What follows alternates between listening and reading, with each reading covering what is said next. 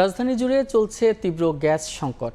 বিকল্প হিসেবে অনেকে বেছে নিয়েছেন বিদ্যুৎ চালিত চুলা। ঢাকা আন্তর্জাতিক বাণিজ্য মেলায় এই চুলা কিনতে আগ্রহও দেখা যাচ্ছে ক্রেতাদের মাঝে। ক্রেতারা বলছেন গ্যাস সংকটের সহজ সমাধান হিসেবেই তারা এই চুলার দিকে ঝুঁকছেন। ঢাকার বিভিন্ন এলাকায় বেশ কিছুদিন ধরে চলছে গ্যাস সংকট। সকালে থাকে তো বিকেলে থাকে না, কখনো থাকে অল্প চাপ। বিকল্প উপায়ে রান্না করতে গিয়ে নাজেহাল নগরবাসী। চলমান গ্যাস সমস্যা সমাধানে ঢাকা আন্তর্জাতিক বাণিজ্য মেলায় অনেক ক্রেতাই আকৃষ্ট হচ্ছেন বিদ্যুৎ চালিত চুলায়। এখন সচরাচর গ্যাস থাকে না, এই জন্য এই বিদ্যুতের চুলা ব্যবহার করার জন্য এখন ইচ্ছুক। দাম কিন্তু আমার মনে হচ্ছে রিজনেবল প্রাইস না, একটু বেশি লাগতেছে আমার কাছে। যদি এখন ডিসকাউন্ট দিচ্ছে তারপরে আমার মনে হয় আরেকটু কম হলে মানে বেটার হয়।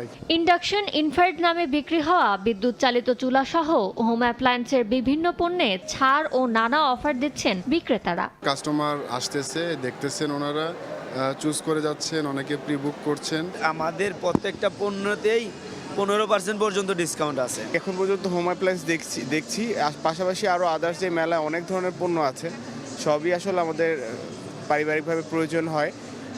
আরও দেখবো, আরও টুকটাক যেটাই পছন্দ আমি নিব।